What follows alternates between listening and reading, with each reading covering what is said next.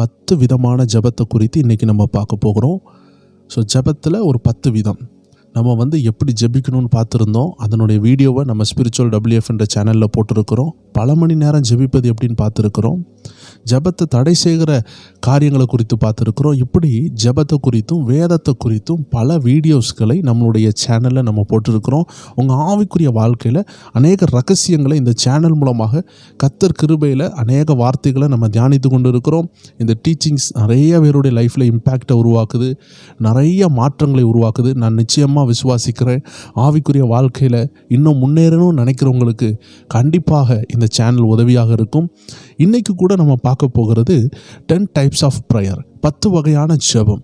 ஜெபத்தில் பல காரியங்கள் இருக்கிறது. அதை நாம் தெரிந்து கொள்ளும் பொழுது நம்மளுடைய ஜெப லைஃப் சிங்க் ஆகும் பொழுது, அது கீழே போகும் பொழுது, முங்கும் பொழுது, தண்ணியில் முங்கிறது போல் முங்கும் பொழுது நம்ம ஜெப லைஃப்பை தூக்கி எடுக்கிறதுக்கு அது உதவி செய்யும். நீங்கள் வாகனங்களில் பார்த்துருக்கிறீங்கன்னா அதில் கியர்ஸ் இருக்கும். அப்போ அந்த ஹை கியர்ஸ் போடும் பொழுது வண்டி வேகமாக போனால் மட்டும்தான் அதை போட முடியும். வண்டி சின்ன சின்ன இடங்களில், ஷார்ட்டான இடத்துல, ஆஃப் ரோடுன்னு சொல்லக்கூடிய பள்ளங்கள் உள்ள குண்டுகள் உள்ள இடங்களில் லோ கியர்ஸ் போடுவாங்க. First gear, second gear. அது ரொம்ப கண்ட்ரோலாக இருக்கும், ரொம்ப க்ரிப்பாக இருக்கும். ஸோ இந்த ஒரு வாகனத்தை கொண்டாலே 5 கியர், 6 கியர், 7 கியர், 8 கியர் உள்ள வாகனங்கள்லாம் இன்றைக்கி வந்துவிட்டது. பல கியர்கள் உள்ள வாகனங்கள் இருக்குது. இவைகளுக்கு ஒவ்வொரு கியர்களுக்கும் ஒவ்வொரு தன்மை இருக்கிறது, ஒவ்வொரு ஸ்பீடு இருக்கிறது, ஒவ்வொரு சாராம்சம் இருக்கிறது. இதே போல் ஜெபத்தில் பல வெரைட்டியான பல விதமான ஜெபங்களை நம்ம மிக்ஸ் பண்ணவில்லை என்றால் தேவ ஜனங்கள் குறிப்பிட்ட இடத்துல சோர்ந்து போயிடுவாங்க. ஸோ எந்தெந்த இடத்துல எந்தெந்த கியரை போடணும்னு ஒரு டிரைவருக்கு தெரியும். எல்லா கியரையும் அவன் யூஸ் பண்ணி ஆக வேண்டும். ஒரே கியரில் தான் நான் போவேன்னு சொன்னால் வண்டி போகவே போகாது. ஃபஸ்ட்டு கியரில் 10 கிலோமீட்டர் ஸ்பீடில் தான் போகும், பிறகு ஊந்து கொண்டே இருக்கும். இதே போல் தான் தேவ ஜனங்களே நம்மளுடைய லைஃப்பில் எந்த இடத்துல எந்த ஜெபத்தை இம்பேக்ட் பண்ணணும். இப்போ என் ஜெப வாழ்க்கை ரொம்ப டிம்மாக இருக்குது, இப்போ நான் எப்படி ஜெபிக்கணும்? இப்போ நான் ரொம்ப சோர்ந்து போயிருக்கிறேன், இப்போ நான் எப்படி ஜெபிக்கணும்? இப்போ எனக்கு ஒரு மனமே இல்லை, இப்போ நான் எப்படி ஜெபிக்கணும்னு வேத வசனங்கள் நமக்கு தெரிந்திருந்தால்தான் சத்ரு நம்மளோடு யுத்தம் பண்ணும் பொழுது நம்ம ஜெப லைஃப் டவுன் ஆகும் பொழுது அதை தூக்கி நிறுத்துக்கிறதுக்கு ரொம்ப யூஸ்ஃபுல்லாக இருக்கும். மிக விரைவாக எல்லா சத்தியங்களையும், இந்த 10 வகையான விஷயங்களையும் உங்களோடு ஷேர் பண்ண போகிறேன். நீங்கள் தெளிவாக கேட்ட ஆசீர்வாதங்களை பெற்றுக்கொள்ளுங்கள். கர்த்தர் உங்களை நிச்சயமாக ஆசீர்வதிப்பார். நீங்கள் பார்த்து கொண்டிருக்கிறது ஸ்பிரிச்சுவல் WF என்ற ஆவிக்குரிய சேனல். ஸ்பிரிச்சுவல் வார்ஃபேர், ஆவிக்குரிய ரகசியங்களை வெளிப்படுத்துகிற நல்ல ஒரு சேனலை தான் நீங்கள் பார்த்து கொண்டு இருக்கிறீங்க. எல்லா செவ்வாய்க்கிழமையும் வேலைக்கிழமையும் உங்களுக்காக வீடியோ 9 மணி அளவில் இரவு நேரத்தில் கொடுக்கப்படுகிறது. நீங்கள் ஃபாலோ பண்ணிக்கோங்க. அப்போ அந்த வீடியோக்கள் மிஸ் ஆகாமல் உங்களுக்கு கண்டிப்பாக வரும். இப்பொழுதும் வேகமாக நாம் பார்க்க போகிறோம். நம்பர் 1, அந்தரங்கத்தில் ஜெபிக்கணும். நம்பர் 1, நம்ம ஜெபம் பண்ணும் பொழுது வேதத்தில் கூட 2 விதமான நபர்கள் ஜெபித்தாங்க. ஒரு ஆயக்காரன், ஒரு பரிசேயன். இவர்கள் 2 பேருடைய ஜெபத்தில் தேவன் ஒருத்தருடைய ஜெபத்தில் தான் பிரியமாக இருந்தார். அதில் ஒரு ஹம்பிள்டு ப்ரேயர் இருந்துச்சு, ஒரு தாழ்மையான ஜெபம். ஸோ தேவ ஜனமே, ஜெபத்தில் நமக்கு கேட்டகரி இருக்குது. ஏன்னா ஜெபத்தில் தேவன் சிலதை எதிர்பார்க்குறார். இதை நாம் புரிந்து கொள்ள வேண்டும். ஏன்னா தேவனுக்கு தெரியும். இப்போ தேவன் நம்மளை இப்படி ஜெபிங்கன்னு சொல்கிறாருன்னா அவருக்கு கண்டிப்பாக தெரியும் இவர்கள் இப்படி ஜெபிக்கலைன்னா போராட்டம் வரும் என்று தெரியும். நிறைய பேர் தனியாகவே ஜெபிக்க மாட்டாங்க, எப்போவுமே கூட்டு ஜெபம் தான். கூட்டு ஜெபம் ரொம்ப அவசியம். ஆனால் அதே நேரம் ப்ரைவேட் ஜெபம், தனி ஜெபம், பர்சனல் ஜெபம், தேவனோடு நம்ம தனித்திருக்கிற அனுபவம் ரொம்ப தேவையாக இருக்கிறது. நிறைய நேரத்தில் கைப்பிள்ளைகள் உள்ளவர்கள், குடும்ப பொறுப்பு உள்ளவர்கள், பிஸ்னஸ் ரொம்ப பயங்கர ஃபாஸ்ட்டாக இருக்கிறவங்களுக்கு இந்த தனி ஜெபம் பண்ண முடியாத சூழ்நிலைகள் இருக்கும். ஆனாலும் நாம் ஜெப வாழ்க்கையை கைவிடாமல் இந்த சோதனை காலங்களை எப்படி தாண்டுன்னு இன்றைக்கி பார்க்குற இந்த 10 வகையான ஜெபத்தில் உங்களுக்கு நிச்சயமாக தேவன் உணர்த்துவார் என்பதில் சந்தேகமே இல்லை. அதில் நம்பர் 1 தான் அந்தரங்கத்தில் ஜெபம் பண்ணுங்கள். மத்தேயு 6:6. நீயோ ஜெபம் பண்ணும்போது உன் அறை வீட்டுக்குள் பிரவேசித்து உன் கதவை பூட்டி அந்தரங்கத்தில் இருக்கிற உன் பிதாவை நோக்கி ஜெபம் பண்ணு.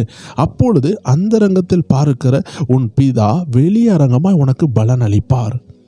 ஸோ இது நமக்கு நல்லா தெரிஞ்சது தான். பட் ஆனால் இதனுடைய சாராம்சத்தை நம்ம புரிந்து கொள்ள வேண்டும். ஏன் ஆண்டவர் அந்தரங்கத்தில் ஜெபிக்க சொல்கிறாருன்னா, பரிசேயனை பாருங்கள், வெளிப்பிரகாரமாக எல்லாருக்கும் முன்னாடி நான் அதை செய்தேன் இதை செய்தேன்னு ஜெபித்தான்.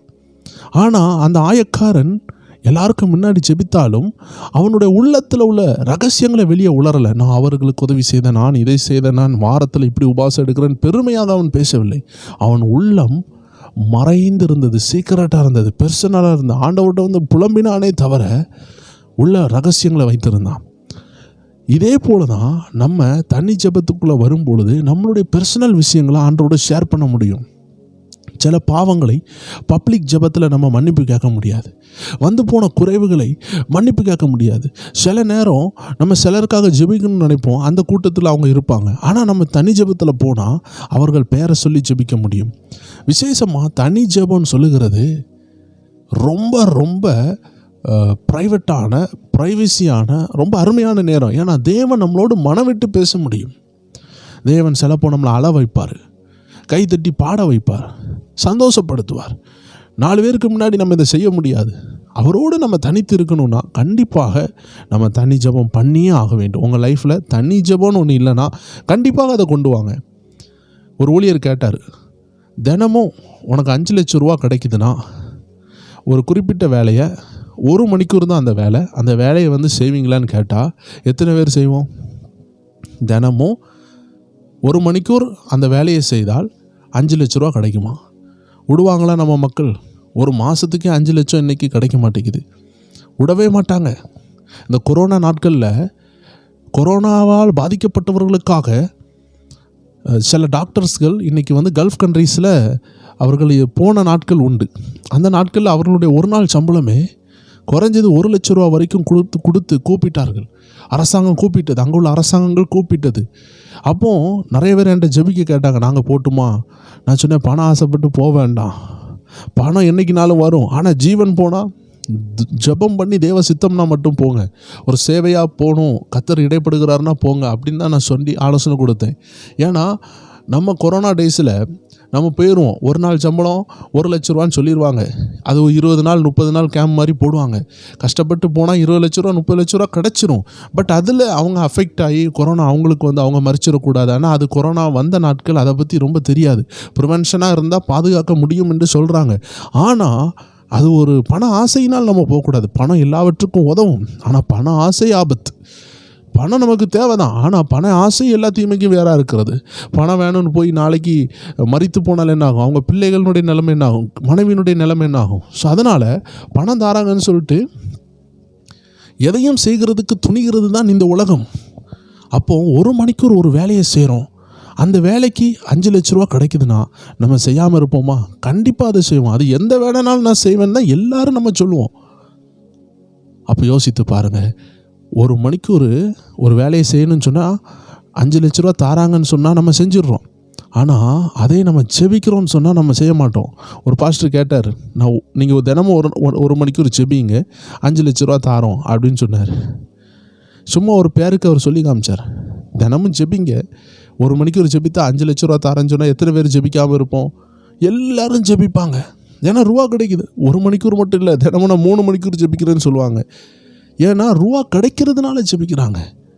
அப்போ யோசித்து பாருங்கள், ரூபா கிடைத்தா ஜெபிக்கிற நம்ம நன்றி மனசோடு கர்த்தர் நமக்கு வாழ்க்கையை தந்திருக்கிறார், இந்த பூமியில் வாழ்கிறதுக்கு உதவி செய்கிறார், அந்த ஒரு எண்ணத்தில் ஜெபிக்கக்கூடிய ஒரு சூழ்நிலை இன்னைக்கு இல்லாமல் தான் இந்த மனித குலம் இருக்குது. அதுக்கு மெயின் காரணம் மாம்சமும் பலவீனம் உள்ளது.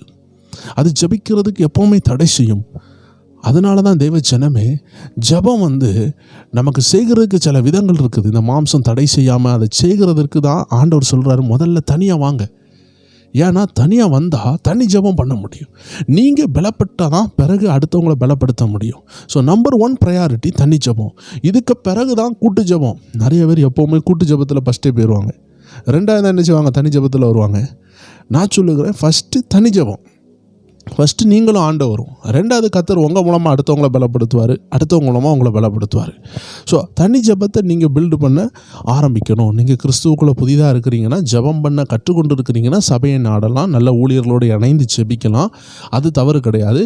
இணைந்து ஜெபித்து தனி ஜெபத்துக்குள்ளாடி சீக்கிரமாக வந்து விடணும். அப்போ தான் கர்த்தரோடு நம்ம பேச முடியும், அவரோடு பழக முடியும். நம்பர் 2, சோர்ந்து போகாமல் ஜெபிக்கணும். லூக்கா 18:1 ஆண்டவராக இயேசு சொல்லுகிறாரு, சோர்ந்து போகாமல் எப்பொழுதும் ஜெபம் பண்ண வேண்டும்.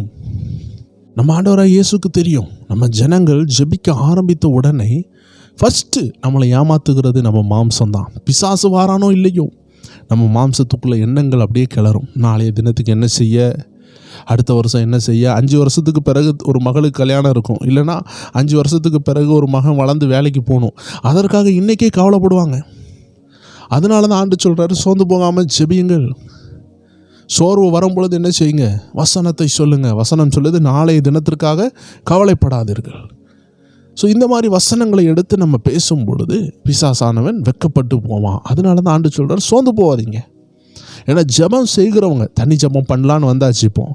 ஆனால் ஜெபிக்கிறவங்களுக்கு இப்போ சோறு வந்துடும். ஐயோ என்னை இப்படி சொல்லிட்டாங்களே, ஐயோ அப்படி சொல்லிட்டாங்களே, என் லைஃப் இப்படி இருக்குதே, என் லைஃப் அப்படி இருக்குதே அப்படின்னு சொல்லி கவலைப்படாமல், என் லைஃப் எந்த கோணத்தில் இருந்தாலும் அதை தேவன் விரும்புகிற கோணத்துக்கு கொண்டு வரதற்காக இந்த பாடுகள் எல்லாம் வந்திருக்கிறது. யோசேப்பு அழகா சொல்கிறாரு, அண்ணன்மாரெலாம் அவருக்கு முன்னாடி வந்து கையை கட்டி நிற்கும் பொழுது அவர் பார்த்த அந்த சொப்பனம் உண்மையாட்டே நடக்கக்கூடிய ஒரு நாள் வந்தது.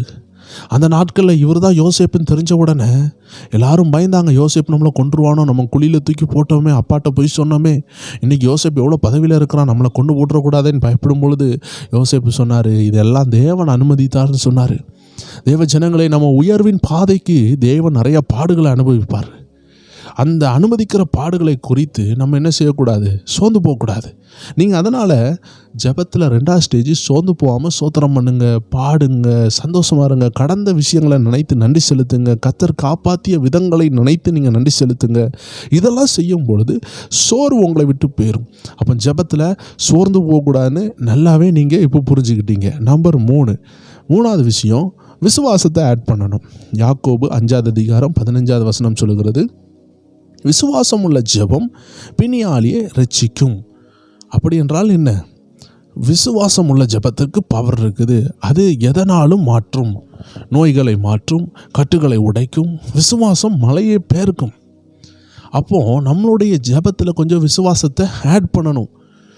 நம்ம எல்லாருமே சோறு சாப்பிட்றவங்க. தமிழர்களுக்கு சாதம், சோறு, ரைஸ் ரொம்ப ஃபேவரட்டானது. வடநாட்டுக்காரனுக்கு சப்பாத்தி இல்லாமல் இருக்க முடியாது. அதே போல் நமக்கு சோறு இல்லாமல் இருக்க முடியாது. சோறு மீன் குழம்பு, சோறு சிக்கன் குழம்பு, சோறு சாம்பார், இதெல்லாம் நம்ம தமிழர்களுக்கு ஃபேவரட். ரசம், சாம்பார், பருப்பு, எப்படி இதெல்லாம் ஃபேமஸான ஒரு ஃபுட்டு. அதனால் ரைஸ் இல்லாமல் இருக்கவே முடியாது. தினமும் சப்பாத்தியை சாப்பிட வச்சா நம்ம மக்களால் முடியாது. நிறைய பேருக்கு அது ரொம்ப கஷ்டம். சிலர் அட்ஜஸ்ட் பண்ணிக்கிடுவாங்க. ஆனால் எல்லாராலையும் அதை செய்ய முடியுமான்னு கேட்டால் முடியாது. இந்த ரைஸினுடைய தன்மையை பார்த்தீங்கன்னா தேவ ஜனங்களை, இந்த ரைஸ் கொதித்து வரும்பொழுது தண்ணி குறைஞ்சிட்டுனா கீழே உள்ள அந்த ரைஸ் வந்து என்ன ஆகும்னா கருத்து போயிடும், அடி பிடிச்சிடும்னு சொல்லுவாங்க. தண்ணியே இல்லை, இப்போ ரைஸ் வெந்து கொண்டு இருக்குது. அது வேக வைக்கும் பொழுது அதிக தண்ணி ஆகி ரொம்ப நேரம் நீங்கள் வேக விட்டுட்டிங்கன்னா குழஞ்சி போயிடும். ஆனால் தண்ணி இல்லைன்னா அது கரைஞ்சி போயிடும். அப்போ தண்ணி வற்றி கொண்டே இருக்குதுன்னா பெண்கள்கிட்ட கேட்டு பாருங்கள். இதை கேட்டுக்கொண்டு இருக்கிற வாலிபர்களோ இல்லை சமையல் தெரியாதவர்களுக்கு இதை பற்றி தெரியாது. ஆனால் சமையல் தெரிந்தவர்கள் நன்றாக தெரியும். ஆனால் சமையல் தெரியாதவர்கள் இது புரிந்து கொள்ளலாம். தண்ணி வற்றி கொண்டு இருக்கும் பொழுது சோறு இப்போ தண்ணி ஊற்றுனா தான் தண்ணியில் தான் வேகுது. தண்ணி இல்லாமல் சோறு வேகாது.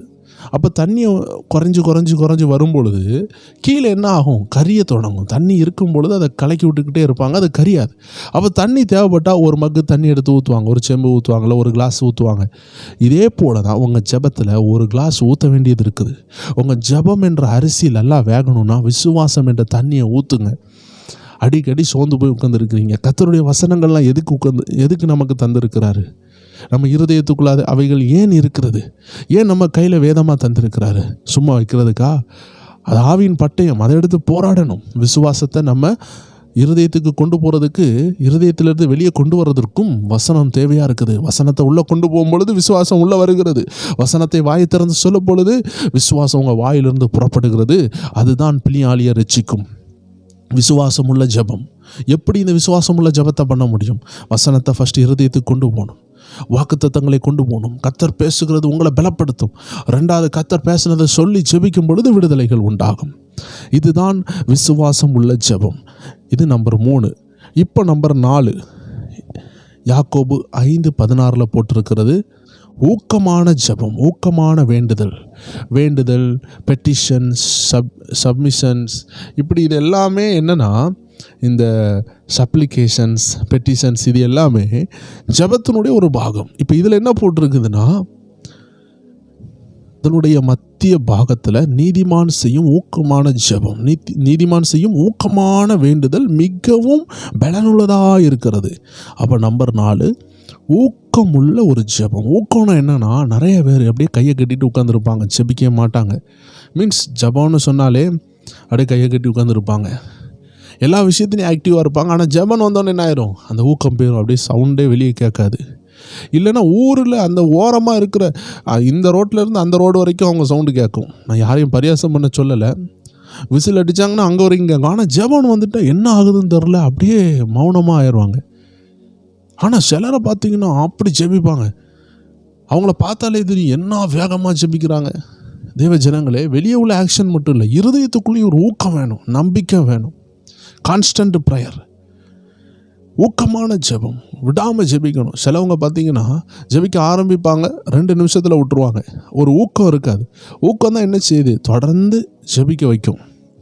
அப்போ நீங்கள் ஊக்கத்தை ஆட் பண்ணணும், நல்லா ஊக்கமாக ஜெபிக்கணும். வெக்கத்தெல்லாம் தூக்கி வீசிட்டு 4 பேர் பார்ப்பாங்கன்னு சொல்கிற வெக்கம், நம்ம மனிதர் முன்னாடி தேவனை அறிக்கை பண்ணலன்னா தேவனை நாளைக்கு நம்மளை என்ன செஞ்சிருவார், கை கழுவி விட்டுறக்கூடாது. அதனால் 4 பேருக்கு முன்னாடி நம்ம ஜெபிக்கிறதுல ஒரு தப்பு இல்லை. 4 பேருக்கு முன்னாடி சிகரெட் அடிக்கிறான், 4 பேருக்கு முன்னாடி இன்றைக்கி சைட் அடிக்கிறான், வாலிபன் கெட்ட வார்த்தை போடுங்கிறான், என்னெல்லாம தவறு பண்ணுகிறானே, எவ்வளோ மோசமான விஷயங்கள் 4 பேர் முன்னாடி பண்ணிக்கிட்டு இருக்கிறான். ஆனால் ஜெபம் பண்ணுறதுல இன்றைக்கி வெக்கம், பைபிளை தூக்கிட்டு போகும்பொழுது வெக்கம், இதெல்லாம் சாத்தானுடைய ஒரு விதமான தந்திரம். நம்ம இதெல்லாம் நிசாரமாக ஜெயிக்க தேவன் நம்மளை அழைக்கிறார். அதனால் ஊக்கத்தோடு நம்ம ஜெபிக்கணும். இந்த ஊக்கமான ஜெபம் ரொம்ப பவர்ஃபுல்லாக இருக்கும், ரொம்ப ஆக்டிவாக இருக்கும். ஒரு மருத்துவமனைக்கு போகும்பொழுது சில நேரம் பார்த்தீங்கன்னா கத்தி ஜெபிக்கக்கூடிய வாய்ப்பு இருக்கும். கத்தி ஜெபிக்கிறது மட்டும்தான் ஊக்கமானது நினைக்கக்கூடாது. உள்ளே இருக்கிற ஆவியின் வார்த்தைகள் ஊக்கமாக இருக்கணும். போடுகிற ஒவ்வொரு வேர்டுலேயும் வசனம் இருக்கணும். ஜெபிக்கிற ஒவ்வொரு வார்த்தையிலையும் பரிசுத்தம் இருக்கணும். ஜெபிக்கிற ஒவ்வொரு வார்த்தையும் பரிசுத்த ஆவியினால் வரணும். அதான் ஊக்கமான ஜெபம். பிசாசுக்கு அது நெத்தியடியாக இருக்கணும். ஊக்கமான ஜெபம் பண்ணணும்னா பரிசுத்தமாக வாழணும். அப்போ தான் நம்ம பிசாசை எதிர்த்து ஜெபிக்க முடியும். அதனால் பரிசுத்தம் ரொம்ப உதவி செய்யும் ஊக்கமாக ஜெபிக்கிறதுக்கு. இல்லைன்னா பயம் வரும், நான் போய் பிசாசை கடிந்து கொண்டா அவன் ஓடுவானா, நம்ம தான் நேற்றுக்கு தானே சண்டை போட்டோம், நேற்றுக்கு தானே கெட்ட வார்த்தை போட்டோம், நேற்றுக்கு தானே தேவனுக்கு பிரியமில்லாமல் இருந்தோம், நேற்றுக்கு சபைக்கு போகாமல் கட்டடிச்சோமே, திருவிருந்து எடுக்கலை, இப்படிலாம் நம்ம குற்ற மனசாட்சி வருதுன்னா பாவங்கள், சின்ன சின்ன அறியாமைகள் நமக்குள்ளே இருக்கும் பொழுது ஊக்கமாக ஜெபிக்க முடியாது. அதனால தான் நான் சொன்னேன், இந்த கையை கட்டிட்டு அப்படியே இருக்கும் பொழுது எதனால நம்ம அப்படி இருக்கிறோன்னா, நம்ம ஒன்றும் பெர்ஃபெக்ட் இல்லையே, நம்மளால் ஒன்றும் ஜெபிக்க முடியாது அப்படின்னு ஒரு பயம் வருது. நம்ம ஒழுங்காக ஆவிக்குரிய வாழ்க்கையில் இல்லை, இனி நம்ம ஜெபிச்சா 4 பேர் நம்மளை பார்த்து என்ன சொல்லுவாங்க, கிண்டல் அடிப்பாங்க, அப்படி ஒரு சின்ன ஒரு ஐயம்னு சொல்லலாம், ஒரு மாற்றம், ஒரு விரக்தி அவங்களுக்குள்ளாடி இருக்குது. ஆண்டவர் அதான் சொல்கிறார், ஊக்கமாக பண்ணுங்க, மடை திறந்த வெள்ளம் போல் ஜெபிக்கணும். ஜெபம்னு ஒரு ஆப்பர்ச்சுனிட்டி வந்துட்டால் அதை வெக்கப்படாமல் நீங்கள் தொடங்கிடணும். நீங்கள் ஒன்ஸ் வெக்கப்பட்டு பழகிட்டீங்கன்னா ஆயுசு நாள் ஃபுல்லாக வெக்கப்பட்டு கொண்டே இருப்போம். கர்த்தர் நமக்கு கிருபை கொடுத்தா தான் தப்பிக்க முடியும். அதனால் ஊக்கமுள்ள ஜெபம் ரொம்ப தேவை. அடுத்தது 5வது காரியம், அப்போஸ்தலர் நடவடிக்கைகள் 1வது அதிகாரம் 14வது வசனத்தில் ஒரு மனதோடு ஜெபித்தார்கள். வசனம் சொல்லுகிறது, இவர்கள் எல்லாரும் ஸ்திரீகளோடும் இயேசுவின் தாயாகிய மரியாளோடும் அவருடைய சகோதரரோடும் கூட ஒருமனப்பட்டு ஜெபத்திலும் வேண்டுதலிலும் தரித்திருந்தாங்க. 5வது விஷயம், ஒரு மனம் உள்ள ஜெபம், வேண்டுதல், இது 2லையுமே கான்ஸ்டண்ட்டாக தரிச்சிருந்தாங்க. அப்போது ஒரு மனம் உள்ள ஜெபம் வேணும். ஒரு மனம்னா என்னென்னா, 2 பேர் இருப்பாங்க, ஒரே ஆலோசனை, ஒரே விஷயம், ஒரு மனம். சிலவங்க ஒரு மனமே வரமாட்டாங்க. நான் சொல்கிறத நீ ஜெபிக்கணும். நான் நிறைய பேருடைய குடும்ப ஜெபத்தில் பார்த்துட்டுருக்கிறேன். கணவர் சொல்லுவார், இந்த பாட்டை பாடுன்னு சொல்லுவார், மனைவி சொல்லுவாங்களே அந்த பாட்டு வேண்டாம், இந்த பாட்டு பாடுங்க. ஒரு மனமே இருக்காது. வீட்டுக்குள்ளே அம்மா ஜெபிச்சுட்டு இருப்பாங்க, பையன் ஜெபிச்சுட்டு இருக்கும், பையனும் கூட சேர்ந்த குடும்ப ஜெபத்தில் இருப்பான், பாதியில் எழும்பி போயிடுவான். அந்த ஒரு மனதை நம்ம இழக்கக்கூடாது. நீங்கள் வாலிபனாக இதை கேட்குறீங்கன்னா, நாளைக்கு நீங்களும் ஒரு தாயாக இல்லை ஒரு தகப்பனாக நீங்கள் வாலிப பிள்ளையாக கேட்குற நீங்கள் மாறுவீங்க. அந்த நேரத்தில் உங்கள் பிள்ளைகளும் நீங்கள் எதை விதைக்கிறீங்களோ அதை தான் நீங்கள் அறுக்க போகிறீங்க. அதனால் அவர்களும் அதே மாதிரி செய்து விடக்கூடாதபடிக்கு நீங்கள் இப்பொழுதே நல்லது விதைங்க. நான் அடிக்கடி வேதாம கல்லூரியில் உள்ள பசங்களுக்கு சொல்லுவேன், தம்பிகளாக நீங்கள் இப்போவுமே பரிசுத்தமாக வாழுங்க. அப்போ தான் நாளைக்கு உங்களுக்கு வரப்போகிற மனைவியும் பரிசுத்தமாக வருவா. நீ எதை விதைக்கியோ அதை தான் அறுப்பேன். இப்போ நீனும் ஒரு பெண்ணிட்ட நம்பரை வாங்கி அந்த பெண்ணோட சேட் பண்ணி இரவெல்லாம் பேசி அந்த பெண்ணோட நீ பழகிட்டு இருக்க, கடைசியில் திருமண வயசு வரும்பொழுது அவளை வேண்டான்னு சொல்லிட்டு இன்னொரு பிள்ளையை திருமணம் பண்ணுறேன்னா, நீ கெட்டுக்கிற பிள்ளையும் எப்படி தான் இருப்பா. ஏன்னா நீ வாலிப நாட்களில் என்ன செஞ்ச, நல்ல சந்தோஷத்தை அனுபவிச்ச, உல்லாசங்களை அனுபவிச்ச, சிற்றின்பங்களை அனுபவிச்ச, பிசாசோடு இருந்த. ஆனால் நீ எதிர்பார்க்கறது எனக்கு நல்ல மனைவி வேணும்னு எதிர்பார்த்தனா அது நடக்காது. நீ எதை விதைக்கோ அதை தான் அறுப்ப. அப்படி ஆண்டவர் உனக்கு நல்ல மனைவியை தராருன்னா அது பெரிய கிஃப்ட். ஆனால் மேக்சிமம் அது நடக்க மாட்டேங்குது. ஏன் தெரியுமா? நம்ம உண்மையாக இல்லாமல் இருந்தால் நம்மளுடைய லைஃப்லையும் உண்மை இல்லாதது தான் வரும். ஏன்னா ஆண்டவர் புனிதருக்கு புனிதனாக இருப்பார், உத்தமருக்கு உத்தமனாக இருப்பார், பரிசுத்தவானுக்கு பரிசுத்தமாக இருப்பார். ஸோ தேவ ஜனங்களை நம்ம அன்பு செலுத்தணும்னா அன்பு பெற்றுக்கொள்வோம். நம்ம பரிசுத்தமாக வாழ்ந்தால் பரிசுத்தத்தை பெற்றுக்கொள்வோம். அதனால தான் தேவ ஜனங்கள் நம்ம ஒரு மனமாக இருக்கணும். நம்ம எதை விதைக்கிறோமோ அதை தான் அறுக்க போகிறோம். அதனால் வாலிப பிள்ளைகள் இதை யாராவது கேட்குறீங்கன்னா ஜெபத்தில் கண்டிப்பாக ஒரு மனமாக இருந்துருங்க.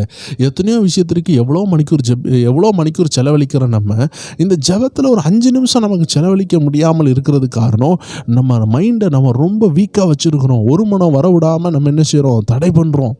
நம்ம அந்த பிசாசின் வல்லமைகளுக்கும் நம்ம மாம்ச எண்ணங்களுக்கும் நம்ம இடம் கொடுக்காம ஜெபத்தில் இன்வால்வ் ஆக ட்ரை பண்ணணும், சோத்திரம் பண்ணணும். அப்படியே அந்த வார்த்தைகளை கேட்டு ஆண்டவருக்கு நன்றி செலுத்தணும். அப்படி நீங்கள் சொல்ல ஆரம்பிச்சிட்டிங்கன்னா உங்கள் உள்ளம் திறக்கப்பட்டுரும், நீங்களும் ஜெபத்தில் இன்வால்வ் ஆயிடலாம். அப்போது ஒரு மனம் உள்ள ஜெபத்தை நம்ம வீட்டில் கொண்டு வரணும். இந்த ஒரு மனதை பற்றியும் வேதம் சொல்லுகிறது. இதுதான் 5th டைப் ஆஃப் ப்ரேயர். நம்ம லைஃப்பில் ஒரு மனம் நமக்கு ரொம்ப தேவை. வேதத்தில் அவர்கள் எல்லாரும் ஒருமனப்பட்ட பொழுது அந்த இடம் அசைந்தது அப்படின்னு வேதம் சொல்லுகிறது. ஒருமனப்பட்ட இடத்துல அசை உண்டாயிட்டு, ஒருமனப்பட்ட இடத்துல பரிசுத்த ஆவியானவர் இறங்கினார். ஒருமனப்பட்ட ஜெபம் உடனடியாக கேட்கப்படும். அதனால தான் ஆண்டு சொல்கிறாரு, எங்கே 2-3 பேர் கூடுகிறீர்களோ அப்படின்னா அங்கே ஒரு மனம் வருது. அதனால் தனி ஜெபமும் தேவை, கூட்டு ஜெபமும் தேவை. கூட்டு ஜெபத்தில் ஆண்டவரை ஈஸியாக கனெக்ட் பண்ண முடியும். நிறைய நேரம் தனி ஜெபத்தில் நம்ம பண்ணணும். தனி ஜெபம் ரொம்ப தேவை. ஆனால் தனி ஜெபத்தில் ஏசப்பாவை கான்டாக்ட் பண்ணும் பொழுது சில நேரம் நம்ம சோர்ந்து இருக்கிறோன்னா ஆண்டவரை கனெக்ட் பண்ண கஷ்டமாக இருக்கும். ஆனால் 2 பேரை சேர்ந்து ஜெபிச்சா சீக்கிரமாக கனெக்ட் பண்ண முடியும்.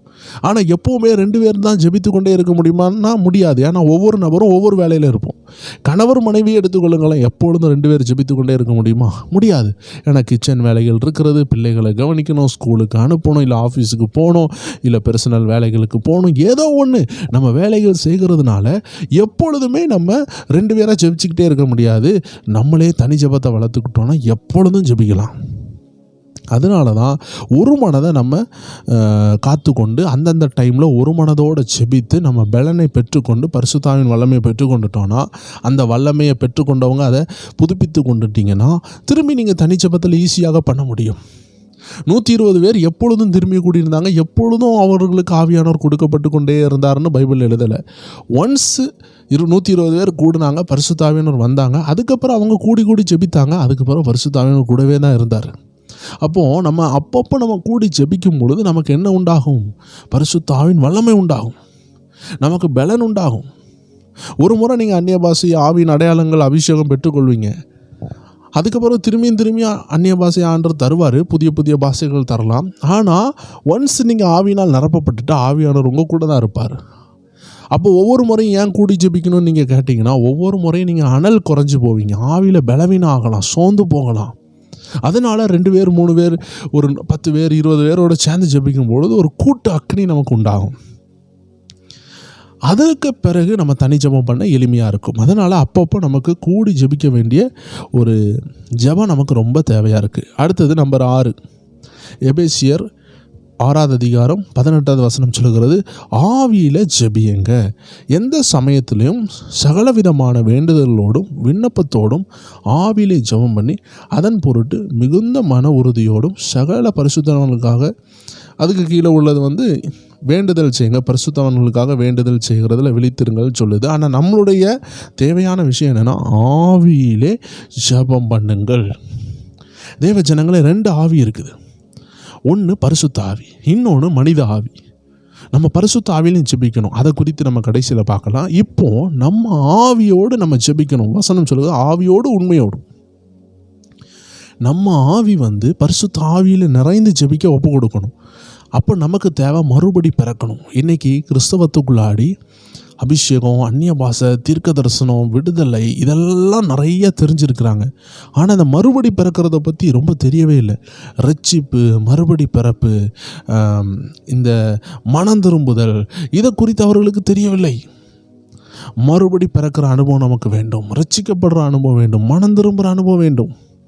தேவ ஜனங்களே, 3ம் ஒவ்வொரு டைமில் இது நடக்கும். ஆனால் 3மே கிட்டத்தட்ட ஒன்று தான். ஆனால் 3ம் கிட்டத்தட்ட ஒவ்வொரு காரியங்கள் செய்யணும். மனம் திரும்புறதுனா நீங்கள் வசனத்தை கேட்டு நீங்கள் இந்த பாவ வழியில் நான் போகக்கூடாதுன்னு டிசிஷன் எடுக்கிறீங்க, மனம் திரும்பிட்டீங்க.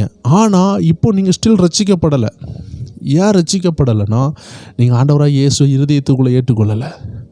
வசனத்தை கேட்டீங்க, ஆனால் நீங்கள் ஸ்டில் என்ன செய்யலை? இயேசுக்கு இடம் கொடுக்கல. நீங்கள் ஆக்ட்ஸ் சாப்டர் 2 அப்போஸ்தலர் நடவடிக்கைகள் 2ஆம் அதிகாரம் 38 பார்த்தீங்கன்னா, அவங்க மனம் திரும்புறதுக்கு குத்தப்பட்டாங்க. இருதயத்தில் குத்தப்பட்டோன்னா மனம் திரும்பினாங்க. அதோடு அவங்க ஸ்டில் என்ன செய்யலை? இயேசுவை ஏற்றுக்கொள்ளல. அதுக்கு பிறகு அவங்க இயேசுவை ஏற்றுக்கொண்டு ஞானஸ்தானம் எடுத்தாங்க.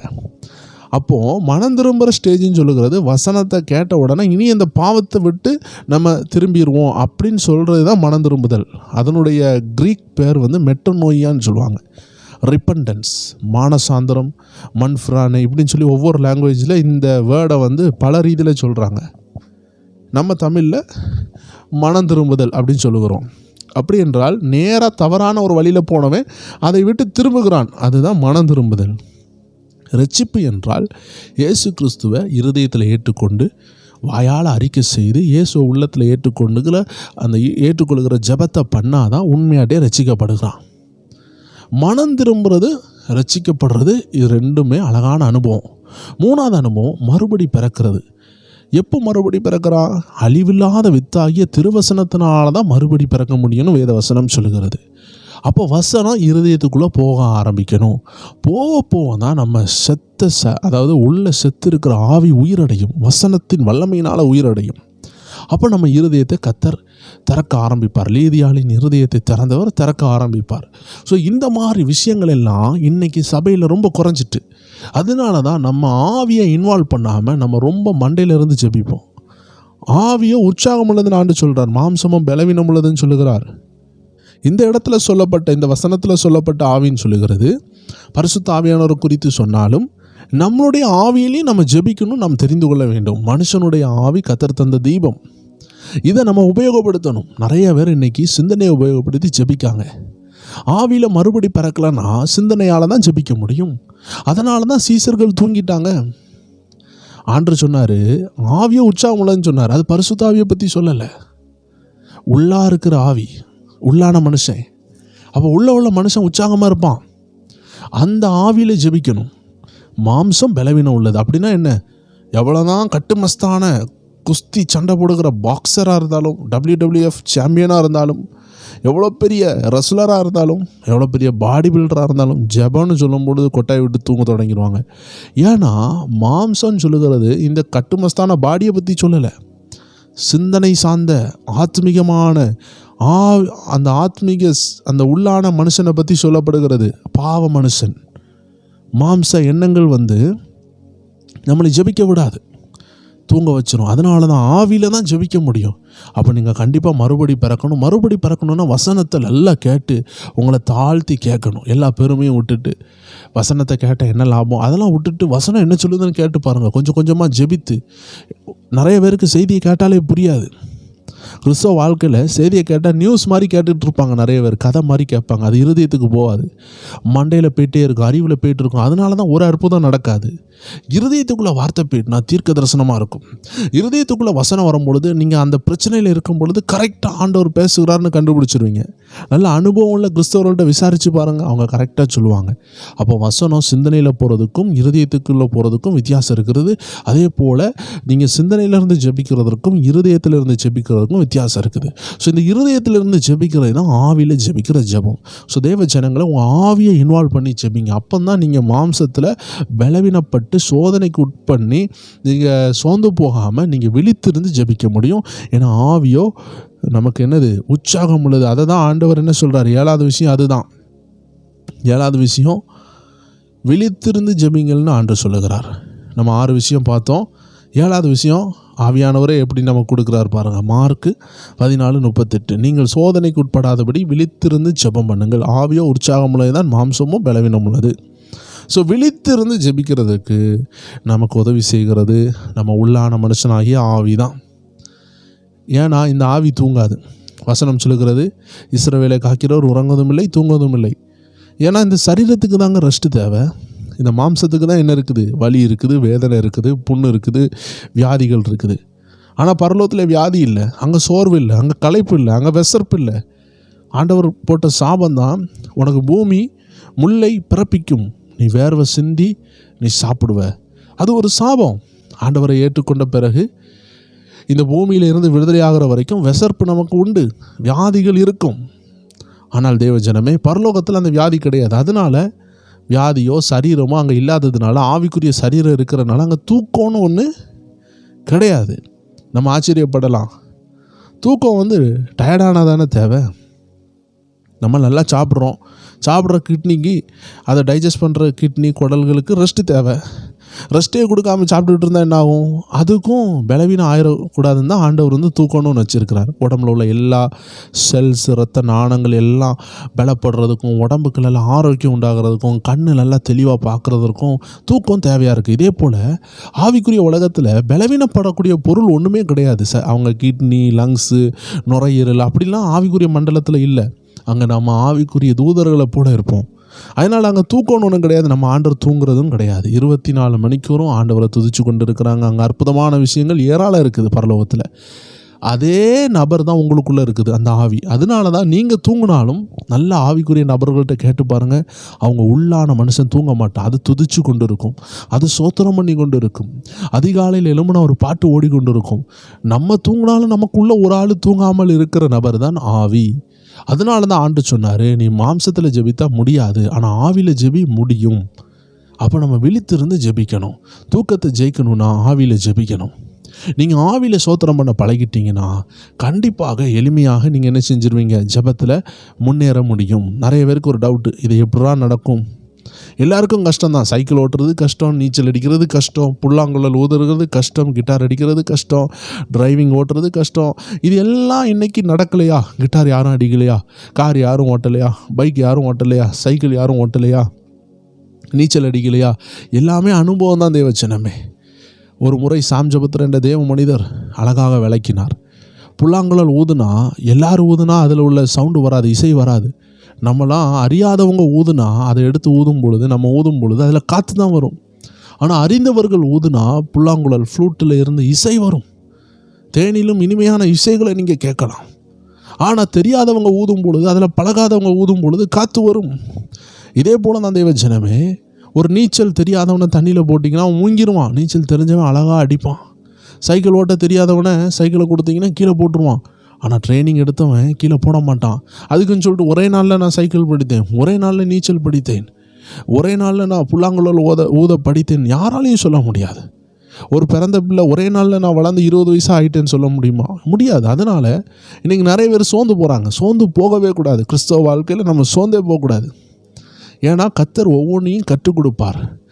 இன்றைக்கி நான் பேசி கொண்டு இருக்கிறேன்னா, ஒரு காலத்தில் நான் 5 நிமிஷம் கூட ஜெபிக்க முடியாமல் இருந்தேன். ஆண்டவர் எனக்கு கற்றுக் கொடுத்தார். 14 மணிக்கூர் ஜெபிக்க, 16 மணிக்கூர் ஜெபிக்க, 20 மணிக்கூர் ஜெபிக்க, ஆண்டவர் சமூகத்தில் காத்திருக்க, இப்போ இடைவிடாமல் ஜெபிக்க கற்றுக் கொடுத்தார். ஸோ தேவ ஜனமே, விழித்திருந்து ஜெபிக்கணும். நிறைய நேரம் ஆண்டவர் விரும்புவார், தூக்கத்தை கலைத்திட்டு ஜெபிக்க சொல்லுவார். சில இரவில் தட்டி எழுப்புவார், ஒரு 2 மணிக்கு எழுப்பாட்டுவார். நம்ம ஜெபிக்கணும். அதற்கு தேவை நம்ம ஆவி உற்சாகமாக இருக்கணும். இதுதான் நம்பர் 7வது காரியம். 8வது காரியம் கருத்தான ஜெபம். 8வது காரியம் கருத்தான ஜெபம். யாக்கோபு 5:17. எலியா என்பவன் நம்மை போல பாடுள்ள மனுஷனாக இருந்தாலும் மழை பெய்யாதபடிக்கு கருத்தாய் ஜெபம் பண்ணினான்.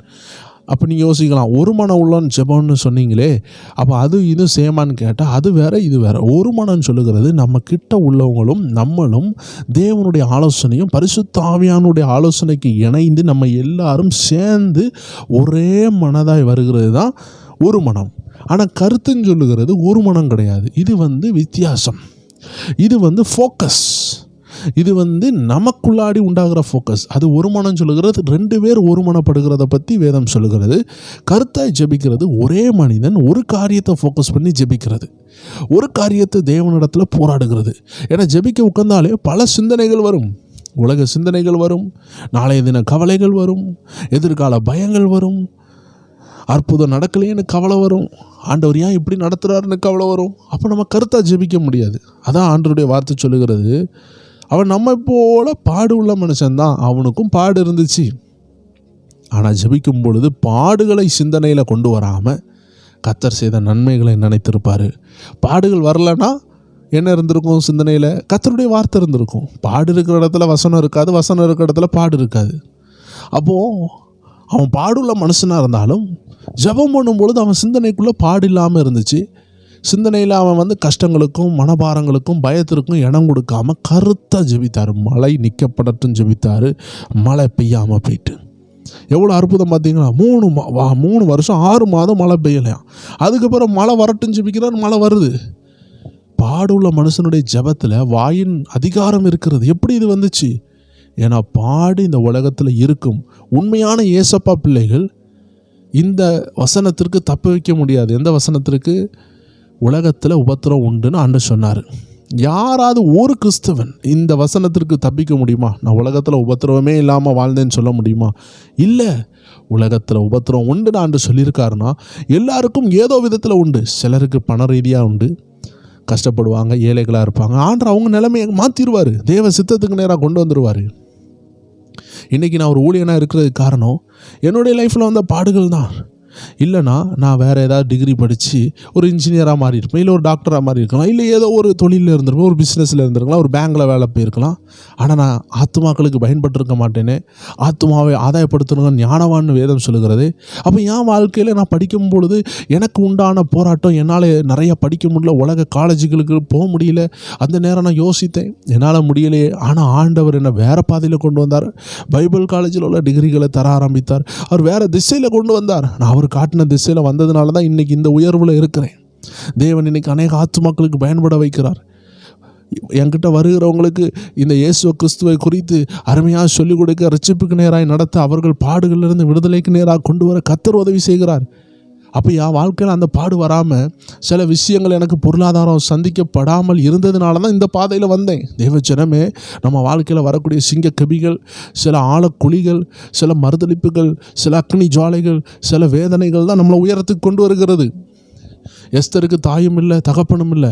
அந்த நிந்தனையில் உடைக்கப்பட்ட பிள்ளையாக இருந்ததுனால தான் சித்தப்பா சொல்கிறதை கேட்டுட்டு உயிரை கூட தியாகமாக வைத்து ஆண்டவருடைய பிள்ளைகளுக்காக ராஜா முன்னாடி போனான்.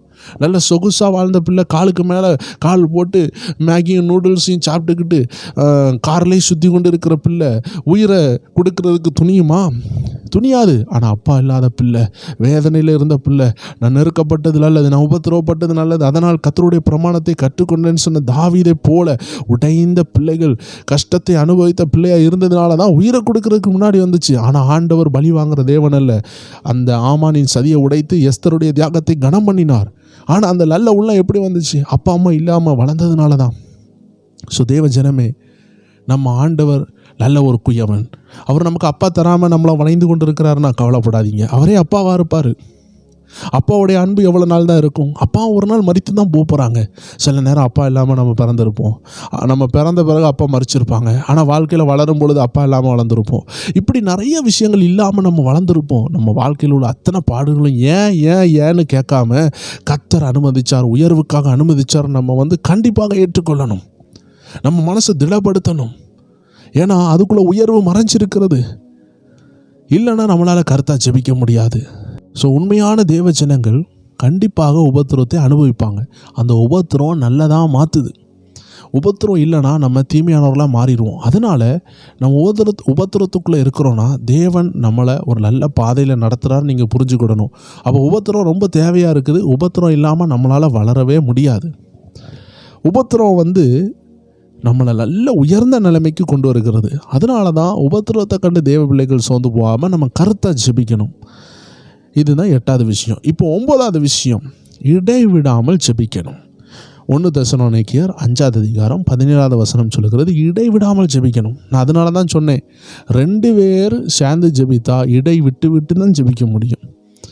2 பேர் ஜெபிக்கிறாங்கன்னு நினைத்தா ஒரே ரூமில் இருந்தால் கூட 24 மணிக்கூறும் ஜெபிக்க முடியுமான்னு கேட்டால் முடியாது. உங்கள் மனைவியாகவே இருக்கட்டும், அவர்களுக்கு தண்ணி தாகம் எடுக்கும், தண்ணி குடிக்க போவார்கள். அவர்கள் சாப்பிடணும்னு நினைப்பாங்க, சாப்பிட போவாங்க, பாத்ரூம் போவாங்க, குளிக்க போவாங்க, வெளியே போவாங்க. நிறைய விஷயங்கள் இருக்கிறது. சமையலே செய்யாட்டியும் தனிப்பட்ட வேலையை செய்ய வேண்டும் அல்லவா? அதனால் 2 பேரால் 24 மணிக்கூறும் இடைவிடாமல் ஜெபிக்கக்கூடிய வாய்ப்பே கிடையாது. அதனால தான் தனி ஜெபம் பண்ணி நம்ம ஆவியை ட்ரைனிங் பண்ணணும். நம்ம ஆவிக்குரிய மனுஷனால் 24 மணிக்கூறும் ஜெபிக்க முடியும். நீங்கள் பாத்ரூமில் குளிச்சா கூட சோத்திரம் பண்ண முடியும், ஒரு பாடல் பாட முடியும், உங்கள் இருதயத்துக்குள்ளே சோத்திரம் ஓடும். கிச்சனில் வேலை செய்தால் தேவனை நோக்கி துதிக்க முடியும். பயணத்தில் போனால் இருதயத்தில் சோத்திரம் பண்ணி கொண்டே இருக்க முடியும். இந்த ஒரு கிருபை, இடைவிடாமல் ஜெபிக்கக்கூடிய கிருபை தனி நபருக்கு தான் கிடைக்குமே தவிர கூடி இருக்கிறவங்களுக்குள்ளாடி அது செயல்பட கஷ்டமாக இருக்கும். கூடி நம்ம 2 பேரும் ஜெபிச்சு கொண்டே இருக்கலாம் சொன்னால் எத்தனை மணிக்கு ஜெபிக்க முடியும்? அந்த நபர் இருக்கிற வரைக்கும் தான் ஜெபிக்க முடியும். ஆனால் தனி ஜெபம் சொல்லுகிறது, இடைவிடாமல் பண்ணுகிறது சொல்லுகிறது, தனிப்பட்ட ஜெபம். நம்ம இருதயத்தில் ஜெபித்து கொண்டே இருக்கலாம். நம்ம நடந்தாலும் ஜெபிக்கலாம், மாடியில் துணி காய போனாலும் ஜெபிக்கலாம், துணி தொய்ச்சு கொண்டு இருந்தாலும் அலசி கொண்டு இருந்தாலும் ஜெபிக்கலாம். ஒரு வீட்டில் பெயிண்ட் அடித்து கொண்டு இருந்தாலும் ஜெபிக்கலாம், கொத்த வேலைகள் பார்த்து கொண்டு இருந்தாலும் ஜெபிக்கலாம், அவன் சினிமா பாட்டு கேட்டு கொண்டு இருக்கும் பொழுது நீங்கள் சோத்திரம் பண்ணி கொண்டு இருக்கலாம், தேவனோடு உறவாடி கொண்டு இருக்கலாம். கர்த்தர் உங்களோடு பேசுவார். எந்த இடத்துல இருந்தாலும் கர்த்தர் பேசுவார். பிஸ்னஸில், ஆஃபீஸ் ரூமில் நீங்கள் உட்காந்துருக்கலாம், நீங்கள் சோத்திரம் பண்ணுறது யாருக்கும் தெரியாது. ஒரு வல்லமையான தேவ மனிதர் சொன்னார், இந்த உலகத்தில் சுவிசேஷ ஊழியத்தை, ஜெப ஊழியத்தை வைத்து ஒரு அருமையான சாட்சி சொன்னார். சுவிசேஷத்தை இன்றைக்கு அறிவிக்கும் பொழுது தேசங்கள் என்ன செய்து அடித்து சிறையில் போடுகிறது. சுவிசேஷத்தை அறிவிக்காத ஏன் தெருவுக்கு வராத, இது இந்த கண்ட்ரியில் நீ கிறிஸ்தவ மதத்தை கொண்டு வராத, வெளிநாட்டு மதத்தை கொண்டு வராத, இப்படிலாம் இன்றைக்கி தடை பண்ணும் பொழுது, சிறையில் தூக்கி போடும் பொழுது, எல்லா ஊழியம் தடைப்பட்டாலும், கொரோனா நாட்களில் எல்லா சபையும் மூடப்பட்டது. இந்த உலகத்தில் எல்லா ஊழியம் தடைப்பட்டாலும் ஒரே ஒரு ஊழியம் தடையே படாது. அது என்ன ஊழியம்னா ஜெப ஊழியம். ஏனென்றால் சிறைச்சாலையில் போனாலும் ஜெபிக்க முடியும், ஆஸ்பத்திரிக்குள்ளே போனாலும் ஜெபிக்க முடியும், ஐசியூக்குள்ளே நீங்கள் கடந்தாலும் சோத்திரம் பண்ண முடியும். இந்த உலகத்தில் எந்த தேசத்துக்கு போனாலும் நீங்கள் ஜெபிக்க முடியும். உங்களை நிலாவுக்கு எடுத்து கொண்டு போனாலும் அங்கேயும் நீங்கள் ஜெபிக்கலாம். சாகர வரைக்கும் நம்மளை விட்டு பிரியாத ஒரு ஊழியனாலும் சரி, ஒரு அனுபவனாலும் சரி, அது கர்த்தரோடு பேசுகிற அனுபவம். அதனால தான் இடைவிடாமல் ஜெபிக்க ஆண்டவர் நமக்கு பழக்குவிக்கிறாரு. இடைவிடாமல் ஜெபிக்கணும். ஏன்னா நம்ம தான் தேவன் தங்கும் ஆலயம். அந்த ஆசாரிப்பு கூடாரத்தில் 24 மணிக்கூறும் ஒரு விளக்கு எரிந்து கொண்டே இருக்கும். அந்த விளக்கில் எண்ணெய் ஊற்றி கொண்டே இருப்பாங்க. இதே போல தான் தேவ ஜனமே, இன்னைக்கு நம்ம தான் தேவன் தங்கும் ஆலயம். நமக்குள்ள ஜெபம் என்ற விளக்கு 24 மணிக்கூர் எரியணும் என்று நினைக்கிறார். இந்த இடைவிடாமல் ஜெபிக்கிறதுக்கு எப்பவும் வாயை யூஸ் பண்ணணும். வாயை திறந்து அல்லேலூயா சோத்திரம் என்று சொல்லிக்கொண்டே இருக்கணும் அவசியம் கிடையாது. நீங்கள் நல்லா 1 hour ஜெபித்துட்டீங்கன்னா, அதுக்கு பிறகு உங்கள் உள்ள அனல் ஆயிட்டுனா அது தானாக சோத்திரம் பண்ண ஆரம்பிக்கும். உங்களுக்குள்ள பாடல் ஓடிக்கொண்டு இருக்கும். நீங்கள் வாயை திறந்து பாடணும் அவசியம் கிடையாது. நீங்கள் ட்ரெயினில் போகிறீங்க, உடனே நீங்கள் வாயை திறந்து அந்நிய பாஷை பேசணும், அல்லேலூயா சோத்திரன்னு சொல்லணும்னு அவசியம் கிடையாது. நீங்கள் ட்ரெயினில் போகிறீங்க, பஸ்ஸில் போகிறீங்க, ரசிக்கப்படாதவன் பக்கத்தில் உட்காந்துருப்பான், ஆனால் உள்ள சோத்திரம் பண்ணி கொண்டு இருக்கலாம். ஆவியானவர் பேசிக்கொண்டே இருப்பார். உலகத்தான் சினிமா பாட்டை கேட்டுக்கொண்டு இருப்பான், பஸ்ஸில் ஓடுற பாட்டு கேட்டுக்கொண்டு இருப்பான். நீங்கள் இங்கே சோத்திரம் பண்ணி கொண்டு இருப்பீங்க. கர்த்தர் சொல்வார், இதை செய் அதை செய்யின்னு சொல்லுவார். ஒரு தேவ மனிதர் பஸ்ஸில் போகும்பொழுது கர்த்தரோடு பேசி கொண்டு இருந்தார். அப்போ ஆண்டவர் சொல்லியிருக்கிறார், உன்கிட்ட இருக்கிற அந்த தாயாரை கூப்பிட்டு பேசுன்னு சொல்லியிருக்கிறார்.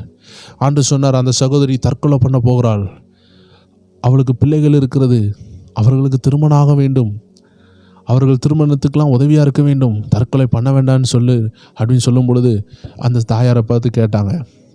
இந்த ஊழியர் கேட்கும் பொழுது அந்த தாயார் அழுதாங்க. ஐயா என் பாக்கெட்டில் பாருங்கன்னு சொல்லி அவங்க அந்த மடிப்பு பையிலிருந்து எடுத்து காட்டுறாங்க. விஷத்தை வச்சுருக்குறாங்க. இதை குடிச்சு சாகலான் தான் நான் போய் கொண்டு இருக்கிறேன். இறங்கணுன்னு செத்துருப்பேன்யா, எனக்கு பிள்ளைகள்லாம் இருக்குதுயா, வாழ்க்கையில் என்ன இருக்குது? அவர் சொன்னார், நித்திய நரகத்துக்கு போயிடுவீங்க, தயவுசெய்து அதை செய்யாதீங்க, என்ன பிரச்சனைனாலும் ஏசப்பா மாற்ற வல்லமை உள்ளவர் சொல்லி இயேசு அறிமுகப்படுத்தினார். தேவ ஜனங்களே, பஸ்ஸில் சினிமா பாட்டை கேட்டுட்டு ஓஹோன்னு போய் கொண்டு இருக்கிற மக்கள் உண்டு. உலகங்களை பார்த்து கொண்டு, இச்சைகளை பார்த்து கொண்டு போகிற மக்கள் இன்றைக்கி பஸ்ஸில் இருக்கும் பொழுது நீங்கள் ஜெபிக்கிற மக்களாக இருப்பீங்கன்னா கர்த்தருடைய ஆவியானவர் பேசுவார். கர்த்தருடைய ஆவியானவர் பேசுகிறதற்கு எந்த இடமும் தடை கிடையாது. எப்போனாலும் பேசுவார். சமையல் செய்யும் பொழுது பேசுவார், பஸ்ஸில் போகும் பொழுது பேசுவார், துணி துவைக்கும் பொழுது பேசுவார், எப்போனாலும் பேசுவார். அதனால தான் இடைவிடாமல் ஜெபிக்கணும். ஒரு தேவ மனிதன் அடிக்கடி சொல்வார், இடைவிடாமல் ஜெபித்தால் பிசாசுக்கு இடமே இல்லை. ஏன்னா பிசாசுக்கு இடம் கொடுக்கணும்னா ஜெபத்தை நிறுத்தினாதான் பிசாசுக்கு இடம் கொடுக்க முடியும். அப்போ ஜெபத்தை நிறுத்தலைன்னா, சோத்திரம் பண்ணி கொண்டே இருந்தால், நீங்கள் தூங்கினாலும் சோத்திரம் சோத்திரம் சோத்திரம் சொல்லிட்டு தூங்குங்க, காலையில் எழும்பும் பொழுதும் சோத்திரத்தோடு தான் எழும்புவீங்க. நிறைய நேரம் நீங்கள் ஜெபிக்காமலே படுத்த பொழுது காலையில் எழும்பும் பொழுது சோத்திரவங்க இருதயத்தில் ஓடுதுன்னா நைட்டில் எல்லாம் ஜெபிச்சுட்டு படுத்து பாருங்கள், இருதயத்தில் சோத்திரங்கள் ஓடும், பாடல்கள் ஓடும், பரிசுத்த ஆவியானவர் பேசுவார். அந்த நாளுக்குள்ள விஷயங்களை கர்த்தர் பேசுவார். அந்த நாளுக்கு தேவைப்படுகிற வார்த்தை இருதயத்தில் தருவார். அந்த நாளில் வரக்கூடிய பிரச்சனைகளுக்கு உங்களை தாங்கி நிற்கக்கூடிய வார்த்தைகளும் வசனங்களும் பாடல்களும் உங்கள் இருதயத்தில் காலையிலே வந்துடும். அதனால தான் இடைவிடாமல் ஜெபிக்கணும். இதுதான் 9வது காரியம். 10வது விஷயம், நீங்களோ, அதாவது இந்த 10வது விஷயம் என்னென்னா, பரிசுத்த ஆவிக்குள்ளே நம்ம ஜெபிக்கணும். வசனம் என்ன சொல்லுகிறதுன்னு பாருங்கள். யூதா 1:20, நீங்களோ பிரியமானவர்களே உங்கள் மகா பரிசுத்தமான விசுவாசத்தின் மேல் உங்களை உறுதிப்படுத்தி கொண்டு பரிசுத்த ஆவிக்குள் ஜெபம் பண்ணுங்கள். நம்ம ஆவியை பரிசுத்த ஆவியானவருக்கு நேராக டூன் பண்ணுகிறது, ஆயத்தப்படுத்துகிறது ஒரு செயல். இன்னொரு செயல், பரிசுத்த ஆவிக்குள்ளே நம்ம ஜெபிக்கணும். பரிசுத்த ஆவிக்குள்ளே நம்ம ஏன் ஜெபிக்கணும்னா, எப்படி ஜெபிக்கணும்னு நான் ஃபஸ்ட்டு சொல்கிறேன். பரிசுத்த ஆவிக்கு உள்ளே எப்படி ஜெபிக்க முடியும் யோசித்து பாருங்கள். ஏன்னா பரிசுத்த ஆவியானவர் ஜீவ நதியாக இருக்கிறார். அதனால தான் யோவான் சொன்னார், எனக்கு பின்னாடி வருகிறவர் பரிசுத்த ஆவியினாலே உங்களுக்கு என்ன செய்வார், ஞானஸ்தானத்தை கொடுப்பார். இந்த நதியாகிய பரிசுத்த ஆவிக்கு உள்ளாடி வந்து ஜெபிக்கணும். இப்போ புரியுதா? பரிசுத்த ஆவின்னு சொன்னோன்னு நம்ம ஒரு மனுஷனை போல நினைப்போம். ஆனால் அவர் ஒரு நதியாக இருக்கிறார், நம்மளை கழுவுகிற, நம்மளை சுத்திகரிக்கிற, நம்மளை ஆவியினால் நிரப்புகிற. தண்ணியில் முங்கினா நம்ம உடம்பெல்லாம் தண்ணியினால் நினையுது. அதே போல் பரிசுத்த ஆவி என்ற நதியில் நீங்கள் முங்கினீங்கன்னா பரிசுத்த ஆவி ஞானஸ்தானத்தை பெற்றுக்கொள்வீங்க. இது நிறைய பேர் சும்மா நினைக்கிறாங்க. பரிசுத்த ஆவி ஞானஸ்தானம் வந்துட்டுனா உங்கள் கச்சிஃபுக்குள்ளே கூட தேவ வல்லமை இருக்கும். நீங்கள் அந்த கச்சிப்பை தூக்கி போட்டு அற்புதம் நடக்கும், உங்கள் நிழலில் அற்புதம் இருக்கும். ஏன் இது பேதுருவுக்கு நடந்துச்சு, ஏன் பவுலுக்கு நடந்துச்சுன்னா, அவங்க பரிசுத்த ஆவி ஞானஸ்தானத்தை பெற்றிருந்தாங்க. அவங்க தண்ணினால் குளிக்கலை. நான் சொல்கிறேன், ஒரு கிளாஸ் நிறையா உப்பை கலக்கிட்டு, ஒரு கிளாஸ் இல்லை, ஒரு பக்கெட்டு நிறையா உப்பை கலக்கி உப்பு தண்ணி உங்கள் மேலே ஊற்றுங்க, உங்கள் தோலில் உப்பு ஒட்டி கொள்ளும். நல்ல சீனியை கலக்கி தண்ணி தலையோடு ஊற்றுங்க, கொஞ்சம் நேரத்தில் காஞ்ச உடனே உடம்பெல்லாம் ஒட்டும், சீனியாக இருக்கும், எறும்பு உங்களை தேடி வரும். இதே போல் பரிசுத்த ஆவி உங்கள் மேலே ஊற்றுங்க, ஜனங்கள் உங்களை தேடி வருவாங்க. அதனால தான் ஏசாயா 60 சொல்லுகிறது, உதிக்கிற உங்கள் வெளிச்சத்தின் அன்றைக்கு ராஜாக்கள் கடந்து வருவார்கள். அப்படின்னா என்ன? ஏன் வெளிச்சத்தின் அன்றைக்கு ராஜா வராங்க? ஒரு விளக்கை கொளுத்தி இருட்டில் வச்சிங்கன்னா நிறையா பூச்சிகள் அப்படி பறந்து வந்து அந்த விளக்கை நோக்கி வருகிறது போல் உதிக்கிறவங்க வெளிச்சத்தை நோக்கி ராஜாக்கள் நடந்து வருவாங்க. ஸோ பரிசுத்த ஆவி ஞானஸ்தானம். அப்போ பரிசுத்த ஆவிக்கு உள்ளே போய் ஜெபிக்கணும். இதை குறித்து நம்ம வர நாட்களில் பார்க்கலாம். எப்படி பரிசுத்த ஆவிக்குள்ளே ஜெபிக்கிறது, ஆவிக்குள்ளே என்ட்ராய் எப்படி ஜெபிக்கிறது, பரிசுத்த ஆவியினுடைய யோசனையை பெற்றுக்கொண்டு எப்படி ஜெபிக்கிறது, பரிசுத்த ஆவியானவர் உணர்த்துகிறதை பெற்றுக்கொண்டு எப்படி ஜெபிக்கிறது நம்ம வர நாட்களில் பார்க்கலாம். ஆனால் பரிசுத்த ஆவிக்குள்ளே ஜெபிக்கணும்னு உள்ளதை நீங்கள் அறிந்து கொள்ளணும். அதற்கு அடையாளமாக ஒரு வசனத்தை வாசித்து நம்ம முடிக்க போகிறோம். இந்த 10 விஷயங்களை நீங்கள் பெற்றுக்கொண்டுட்டீங்க. பரிசுத்த ஆவிக்குள்ளே ஜெபிக்கிறத குறித்து ரோமர் 8:26 வேதம் சொல்கிறது, அந்தபடியே ஆவியானவரும் நமது பலவீனங்களில் நமக்கு உதவி செய்கிறார். ஜெபத்தில் நம்ம எப்போவுமே பலவீனப்பட்டுருவோம். என்ன ஜெபிக்கணும்னு தெரியாது, ஒரு குறிப்பிட்ட இடத்துல ஃப்ரஸ்ட்ரேட் ஆயிரும், வெக்ஸ் ஆகி உட்காந்துருவோம், என்னத்தை போட்டு ஜெபிக்க அப்படின்னு ஒரு சூழ்நிலை வரும். எவ்வளோ ஜெபிச்சாலும் மாற்றம் இல்லையேன்னு ஒரு சூழ்நிலை வரும் பொழுது அதை தான் வேதம் சொல்லுகிறது, அந்தபடியே ஆவியானவரும் நமது பலவீனங்களில் நமக்கு உதவி செய்கிறாராம். அப்போ ஜெபிக்கிற நபர்களுக்கு பலவீனங்கள் வரும். எப்படிப்பட்ட பலவீனங்கள் வரும்? ரோமர் 8:26 அழகாக சொல்லுகிறது, நாம் ஏற்றபடி வேண்டிக் கொள்ள வேண்டியது என்னவென்று அறியாது இருக்கிறபடியால் ஆவியானவர் தாமே வாக்கு கடங்காத பெருமூச்சுகளோடு நமக்காக வேண்டுதல் செய்கிறார். அப்போ பரிசுத்த ஆவியானவர் நம்மளும் இணைந்து ஜெபிக்கிற ஒரு ஜெபம் இருக்குது. பரிசுத்த ஆவியானவர் நம்மளும் இணைந்து ஜெபிக்கிறதுல அந்நிய பாஷை ஒரு பயங்கரமான பகுதியாக இருக்கிறது. அதனால தான் 1 கொரிந்தியர் 14:14 சொல்லுகிறது, நம்ம ஆவியில் ஜெபிக்கும் பொழுது, நம்ம அந்நிய பாஷையில் ஜெபிக்கும் பொழுது ஆவி ஜெபிக்குதுன்னு சொல்லுகிறது. அப்போ உங்கள் உள்ளான மனுஷன் ஜெபிக்கணும்னா நீங்கள் அந்நிய பாஷை பேச வேண்டிய ஒரு சூழ்நிலை வருது. இன்றைக்கி நிறைய பேர் பயப்படுறாங்க. நிறைய பேர் சொல்கிறாங்க, எனக்கு அந்நிய பாஷையே கிடைக்கல பிரதர். நீங்கள் பொறுமையாக இருங்க, கவலையே படாதீங்க, ஆண்டவர் ஏற்ற நேரத்தில் தருவார், நீங்கள் பரலோகத்துக்கு போக மாட்டீங்க நிறைய பேர் சொல்லுவாங்க. பயப்பட வேண்டாம். ஒரு நபர் இயேசுவை ஏற்றுக்கொண்டு சொந்த இரட்சகராக ஏற்றுக்கொண்டு பரிசுத்தமாக வாழ்கிறாங்கன்னா ஆண்டவர் பரலோகத்தை தருவார். ஏன்னா ஆயிரக்கணக்கான மக்களுக்கு நீங்கள் அந்நிய பாஷை கிடைக்கல, உடனே நம்ம நரகத்துக்கு போயிடுவாங்கன்னு சொல்ல முடியாது. அவங்க இயேசுவை ஏற்றுக்கொண்டு பரிசுத்தமாக இருக்கிறாங்க, ஜெபிக்கிறாங்க, உண்மையாக இருக்கிறாங்க, அவங்களும் கேட்குறாங்க, அவங்க மேலே ஊற்றப்படலை. அதுக்குன்னு சொல்லிட்டு நம்ம அவர்களை குறை சொல்ல முடியாது. ஒருவேளை நமக்கு ஊற்றப்படாமல் இருந்திருந்தால் என்ன ஆயிருக்கும்? நம்மளும் அந்த கேட்டகரியில் இருந்திருப்போம். நமக்கு கிருபையா ஆண்டவர் கொடுத்தாரு, அவர்களுக்கும் கொடுப்பார். அவர்கள் ஒருத்தர் கூட சோர்ந்து போகக்கூடாது. நம்மளுக்கு பரிசுத்தமாக வாழ வைக்க போகிறது வேத வசனம் தான். என்னதான் நம்ம அந்நிய பாஷையை பேசினாலும் நமக்குள்ள அன்பு இல்லைன்னா ஒன்றும் கிடையாதான். அப்போ இந்த அன்பு எப்படி வரும்? வசனத்தினால தான் வரும். ஆண்டவராக இயேசு சொன்னார், என் வசனத்துக்கு கீழ்ப்படிந்தால் தான் நீங்கள் என்ன அன்பு கூறுறீங்கன்னு நான் சொல்ல முடியும். அந்நிய பாஷை பேசுகிறதுனால நம்ம ஆண்டவரை அன்பு கூறுறோன்னு சொல்ல முடியாது. வசனத்துக்கு கீழ்ப்படிஞ்சால் தான் நம்ம ஆண்டவரை அன்பு கூறுறோன்னு நம்ம சொல்ல முடியும்னு வேதம் சொல்லுகிறது. அப்போ அந்நிய பாஷை என்ன செய்யுது? ஆவியில் ஜெபிக்க உதவி செய்யுது. அவ்வளோதான் தவிர நீங்கள் வசனத்துக்கு கீழ்ப்படினா பரலோக ராஜ்யம் கிடையாது. நீங்கள் அன்பா வாழலைன்னா பரலோக ராஜ்யம் கிடையாது. அதனால் அந்நிய பாஷை நான் பேசலை, அதனால் பரலோக ராஜ்யம் கிடையாதுன்னு யாரும் நினைக்கக்கூடாது. அந்நிய பாஷை உங்கள் ஆவியில் ஜெபிக்க உதவி செய்யும். உங்கள் ஆவி பரிசுத்த ஆவியரோடு இணைய உதவி செய்யுமே தவிர, தேவனுடைய ரகசியங்களை பெற்றுக்கொள்ள உதவி செய்யுமே தவிர, அது பரலோகம் பெற்றுக்கொள்ள உதவி செய்யுன்னு சொன்னால் அது வேதத்துக்கு புறம்பானது. அந்நிய பாஷையை பெறாமல் தான் பழைய ஏற்பாட்டில் உள்ள எல்லா பக்தர்களும் பரலோகத்துக்கு போகிறதுக்கு ஆயத்தமானாங்க. இயேசு கூட இருந்த யோவான் ஸ்நானகனும் அந்நிய பாஷை பேசலை. ஆனால் அந்நிய பாஷை இந்த புதிய ஏற்பாட்டில் கொடுக்கப்பட்ட பிறகு நம்ம வாஞ்சிக்கணும், கேட்கணும். கிடைக்கலையா நீங்கள் பயப்படக்கூடாது. வசனத்தை வச்சு தான் வாழணும். மனுஷன் அப்பத்தினால் மாத்திரமல்ல, தேவனுடைய வாயிலிருந்து புறப்படுகிற ஒவ்வொரு வார்த்தையினால் பிழைப்பான்னு சொல்லப்பட்டிருக்கிறது. அந்நிய பாஷையினால் பிழைப்பான் என்று சொல்லவில்லை. விசுவாசத்தினால் பிழைப்பான், வார்த்தையினால் பிழைப்பான். அப்போ விசுவாசமும் வார்த்தையும் நல்ல ஜெபமும் இருக்குதுன்னா நீங்கள் மறுபடி பிறந்திருக்கிறீங்கனாலே பரலோக ராஜ்யத்துக்கு போயிடலாம். ஆண்டவராக இயேசு சொன்னது அதுதான். நீ மறுபடி பிறக்கலைன்னா பரலோக ராஜ்யம் போக முடியாதுன்னு சொன்னார். அதனால் அந்நிய பாஷை பேசலைன்னா பரலோக ராஜ்யம் போக முடியாதுன்னு சொல்லி யாரும் பயப்படக்கூடாது. நான் நிறைய கமெண்ட்ஸ்லாம் பார்த்தேன். நான் வேதத்தில் ஆராய்ந்து பரிசுத்தாவின் உதவியோடு சொல்லுகிறேன். ஆனால் அந்நிய பாஷை பேசினா தான் ஆவிக்குரிய மண்டலங்களில் ஆக்டிவேட் ஆக முடியும். ஆண்டவருடைய ரகசியத்தை பெற்றுக்கொள்ள முடியும், ஆவியில் ஜெபிக்க முடியும், பரிசுத்தாவின் சிந்தனை அறிய முடியும். இதெல்லாம் நான் ப்ராக்டிக்கலாக அனுபவிக்கிறேன். அந்நிய பாஷையில் பேசும்பொழுது சில பேர்கள் ஆண்டவர் காட்டுவார், சில தரிசனங்களை காட்டுவார். வேதத்தில் போட்டிருக்கிறது, அவர்கள் ஆவியில் நிறைந்து அந்நிய பாஷை பேசி தீர்க்க தரிசனம் சொன்னார்கள். அப்போ அந்நிய பாஷை பேசினா தீர்க்க தரிசனம் சொல்ல முடியும். எங்கெங்கெல்லாம் ஆவியில் நிறைந்தார்களோ அவங்க அந்நிய பாஷை பேசுனாங்க. அந்நிய பாஷையில் பேசின ஒவ்வொரு பேரும் தீர்க்க தரிசனம்னு சொன்னாங்க. ஸோ தேவச்சனங்களே, நம்ம ஆவியில் ஜெபிக்கிறதற்கு பரிசுத்த ஆவியான ரொம்ப உதவி செய்கிறார். அப்போ பரிசுத்த ஆவியில் நிரம்பி நம்ம ஜெபிக்க வேண்டிய ஒரு அனுபவம் இருக்குது. அதுதான் 10வது அனுபவம். ஸோ நம்ம 10ஐயும் நம்ம வேகமாக ஒன்று ஒன்றா பார்த்துடலாம்.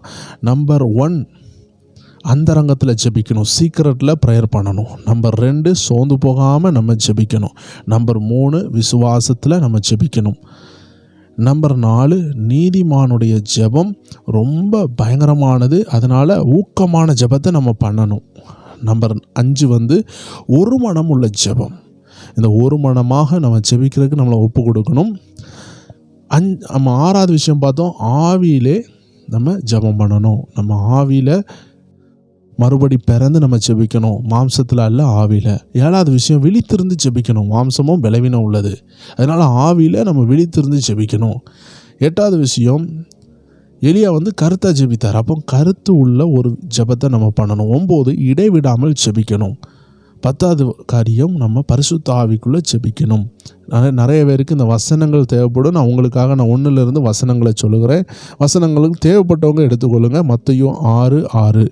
ஒருவேளை உங்களுக்கு வேகமாக போகிறேன்னா அதை நிறுத்தி கூட நீங்கள் பெற என்ன செய்யுங்க, வசனங்களை எழுதி கொள்ளுங்க. மத்தேயு 6:6. 1வது விஷயம், நம்ம சீக்ரெட் ப்ரேயர், அந்தரங்கமான ஜெபம். நம்பர் 2, சோர்ந்து போகாமல் ஜெபிக்கணும். லூக்கா 18:1. அடுத்தது விசுவாசமுள்ள ஜெபம், யாக்கோபு 5:15. அடுத்தது யாக்கோபு 5:16 ஊக்கமுள்ள ஜெபம். அடுத்து அப்போஸ்தலர் நடவடிக்கைகள் 1வது அதிகாரம் 14வது வசனம் ஒரு மனம் உள்ள ஜெபம். அடுத்தது எபேசியர் 6:18 ஆவியில ஜெபம். அடுத்தது மார்க் 14:38 விழித்திருந்து ஜெபியுங்கள்னு சொல்லப்பட்டிருக்கிறது. அப்போ விழிப்பு உள்ள ஜெபம். அடுத்தது யாக்கோபு 5:17 கருத்தான ஜெபம், இடைவிடாமல் ஜெபம்னு சொல்லுகிறது. 1 தெசலோனிக்கேயர் 5:17. இது நம்மளோட 9வது விஷயம், இடைவிடாமல் பண்ணுற ஜெபம். அடுத்தது யூதா 1:20 பரிசுத்த ஆவிக்குள்ள ஜெபம். ஸோ தேவ ஜனங்களே, 10 காரியங்களை நம்ம தெளிவாக பார்த்துருக்குறோம். நீங்கள் இவ்வளோ நேரம் செலவழித்து பார்த்தது ஒரு நாள் வீணாகாது. உங்கள் இருதயத்துக்குள்ளாடி 10 காரியங்களை கர்த்தர் பதிச்சிருக்கிறார். எப்படி கோலியாத் அடிக்கிறதுக்கு ஒரு 5 கூழாங்கற்களை தாவீது எடுத்துக்கொண்டு போனாரோ, உங்கள் இருதயத்துக்குள்ளே 10 விஷயங்களை பதித்திருக்கிறார். அதனுடைய விளக்கங்களையும் நீங்கள் புரிந்து கொண்டீங்க. நிறைய நேரம் ஒரு 10 பாயிண்ட்டை நம்ம படிச்சுட்டு போவோன்னு வருவோம். ஆனால் படிச்சுட்டு போகிறது வேற, இருதயத்துக்குள்ளே கொண்டு போகிறது வேறு. அதனால தான் நம்ம மணிக்கூர் செலவழித்து நீங்கள் கேட்டிருக்கிறீங்க. இப்போ அது உங்கள் இருதயத்துக்குள்ளே இருக்கும். ஒரு எடுத்துக்காட்டு சொல்கிறேன். நீங்கள் டெல்லிக்கு போயிட்டு வாரீங்க, ஆனால் நிறைய விஷயங்களை பார்க்குறீங்க, ஆனால் மறந்துடுவீங்க. அப்போ நீங்கள் டெல்லிக்கு போயிட்டு வந்தது வேஸ்ட்டா? நீங்கள் போனீங்க அதுக்குன்னு சொல்லிட்டு எப்போவும் டெல்லியை நினச்சிட்டா இருக்கிறீங்க? இல்லை. ஆனால் யாராவது வந்து கேட்குறாங்க, நீ டெல்லியில் இந்த ரயில்வே ஸ்டேஷன் போனியான்னு கேட்டால், ஆமாம் நான் அங்கே போயிருக்கேன். இதை பார்த்துருக்கேன், ஆமாம் நான் பார்த்துருக்கேன். டெல்லியில் உள்ள ஊர் உனக்கு தெரியும்? ஆமாம் தெரியும். எப்படி தெரியும்? ஒரு நாள் போனதுனால தெரியும். தேவச்சனங்களே, இதே போல் இன்றைக்கி நீங்கள் கேட்டது நாளைக்கே மறந்து போகலாம், இன்றைக்கி நைட்டு கூட மறந்து போகலாம். ஆனால் உங்கள் உள்ளத்தில் அது பதிஞ்சிருக்கும். நீதிமொழிகள் 3:3 சொல்லுகிறது, இருதய பலகையில் எழுதிக்கொள். அப்போது நான் சிந்தனையில் வேகமாக கேட்டுட்டு இந்த 10 பாயிண்ட்டையும் கேட்டுட்டு போகிறேன் சொல்கிறவங்களுடைய வாழ்க்கை மாறாது. ஆனால் 10 பாயிண்ட்டையும் இருதயத்துக்குள்ளே கொண்டு போகிறீங்கன்னா, எப்போல்லாம் உங்களுக்கு போராட்டம் வருதோ உள்ளே இருந்து அது திரும்பி வெளியே வரும். அது உங்களுக்கு இருதயத்தை கொடுத்து கேட்டவங்களுக்கு மட்டும்தான் தெரியும். நிறைய பேருக்கு சீக்கிரமாக அந்த 10 பாயிண்ட்ஸை நான் படிக்கணும்னு நினச்சி வந்திருப்பாங்க. அவங்க எல்லாருமே தவறு தான் செய்கிறாங்க. ஏன்னா வேகமாக சிந்தனையில் கொண்டு போகணும்னு நினைக்கிறாங்க. அதுக்கு நீங்கள் கூகுளில் போய் சர்ச் பண்ணாலே எல்லாமே கிடச்சிரும். ஏன் கூகுளெலாம் இருக்கும் பொழுது, ஏஐ இருக்கும் பொழுது, எல்லா சாஃப்ட்வேர் இருக்கும் பொழுது மனுஷனை ஏன் பயன்படுத்துகிறாருன்னா, கூகுளை தேவன் அபிஷேகம் பண்ணலை, இன்டர்நெட்டை தேவன் அபிஷேகம் பண்ணலை, ஏஐ தேவன் அபிஷேகம் பண்ணல, எந்த சாஃப்ட்வேரையும் ஆண்டு அபிஷேகம் பண்ணல. அபிஷேகம் மனுஷனுக்கு தேவன் கொடுத்தார். அதனால தான் தேவனால் அபிஷேகம் பண்ணப்பட்டவங்க பேசப்படும் பொழுது தான் பிசாசு ஓடும், நமக்குள்ளே இருக்கிற இருள் மாறும். ஏன்னா இன்றைக்கி இன்டர்நெட்லேயும் வசனம் இருக்குது. அதை பேச விட்ட உடனே நம்ம பரலோக ராஜ்யம் போக முடியுமா? இன்றைக்கி பாருங்கள், ரோபோட்டு பாஸ்டர்ஸ் கூட வந்துட்டாங்க. ரோபோட் இன்றைக்கி பாஸ்டராக இருக்குது. ஆனால் தேவன் அதை அபிஷேகம் பண்ணலை. ஆனால் இன்றைக்கி உலகத்தில் அப்படிலாம் வந்துட்டு இன்றைக்கி ஏஐ பாஸ்டர் வந்துடும். ஏஐ ஜெபிச்சு கொண்டு இருக்கும். உங்களுக்காக நீங்கள் ஜெப குறிப்பை கொடுத்துட்டிங்கன்னா, ஜெப குறிப்பை டைப் பண்ணிட்டீங்கன்னா ஏஐ என்ன செய்யும்? ஏஐன்னு சொல்லுகிறது ஆர்டிஃபிஷியல் இன்டெலிஜென்ட். அப்போ அந்த தானியங்கி மெஷின் என்ன செய்யும்? உங்களுக்காக ஜெபிக்கும். ஆனால் அந்த ஜெபம் கேட்கப்படுமா? ஆன்லைன் ஜெபிக்குது, கூகுள் ஜெபிக்குது, சாஃப்ட்வேர்ஸ் ஜெபிக்குது. அதெல்லாம் அபிஷேகம் பண்ணப்படலை. அதனால் வேகமாக ஒரு 10 காரியம் தெரியணும்னு நினைக்கிறவங்க கூகுளில் இருந்து பறக்கிட்டு போகிற மாதிரி ஒரு 10 விஷயத்தை தெரியும்னு நினைக்கிறாங்க. அவங்க தான் டைமை செலவழித்து தம் இருதயத்தை ஒப்பு கொடுத்து அந்த 10 விஷயங்களையும் ஒரு 10 விதை போல் இருதயத்தை வெட்டி, இருதயத்தில் உள்ள மண்ணுகளை வெட்டி கரெக்டாக விதைக்கணும்னு அவங்க விரும்பலை. 10 விதையை வாங்கி வீட்டுக்குள்ளே வைக்கிறது ஈஸி. ஆனால் 10 விதையும் மண்ணில் உள்ள அந்த முள்ளெல்லாம் நீக்கி அதை விதைக்கிறது கஷ்டம். இன்றைக்கி கர்த்தர் உங்கள் இருதயத்தில் விதைச்சிருக்கிறார். 1 மணிக்கூர் செலவழித்து கேட்ட உங்கள் இருதயத்துக்குள்ளே வசனம் இருக்குது. அது என்னைக்குனாலும் வெளியே வரும். இயேசு கிறிஸ்து பிசாசோடு போராடும் பொழுது அவர் உள்ளே இருந்து வசனம் புறப்பட்டு வந்தது. காரணம், வசனம் இருதயத்துக்குள்ளே இருந்தது. சிந்தனையில் இருந்தால் அது அப்படி வராது. நீங்கள் இன்றைக்கி டைம் செலவழித்து இருதயத்துக்குள்ளே கொண்டு போன வசனம் ஒரு காலம் உங்களை வீணாக்காது. ஏற்ற நேரத்தில் அது உங்களுக்குள்ளே இருந்து வந்து உங்களுக்குள்ளாடி மின்னலை போல் அது தாக்கி பிசாசை கீழே விழ வைக்கும், உங்கள் வாழ்க்கையை ஆசீர்வதிக்கும் என்பதில் எந்த சந்தேகம் இல்லை. 10 விதமான ஜெபங்களை நம்ம பார்த்தோம். இந்த ஜெபங்களை உங்கள் வாழ்க்கையில் அபியாசப்படுத்துங்க. கர்த்தர் உங்களை ஆசீர்வதிப்பாராக. எல்லா நாமத்திற்கும் மேலான இயேசு கிறிஸ்துவின் நாமம் மகிமைப்படட்டும். நம்ம ஸ்பிரிச்சுவல் WFல இணைந்திருங்க. நல்ல ஆவிக்குரிய ரகசியங்களை தொடர்ச்சியாக நம்ம தியானிக்க போகிறோம். மீண்டும் வேறு வீடியோவில் சந்திக்கலாம். God bless you. எல்லா செவ்வாய்க்கிழமையும் எல்லா வியாழக்கிழமையும் 9 மணி அளவில் உங்களை சந்திக்கலாம். நீங்கள் இன்னும் ஸ்பிரிச்சுவல் WFன்ற வாட்ஸ்அப் சேனலில் சேரலைன்னா இணைஞ்சு கொள்ளுங்கள். வீடியோ போடும் பொழுதெல்லாம் உங்களுக்கு நோட்டிஃபிகேஷன் கிடைக்கும். மீண்டும் வேறு வீடியோவில் சந்திக்கலாம். God bless you. பாய்.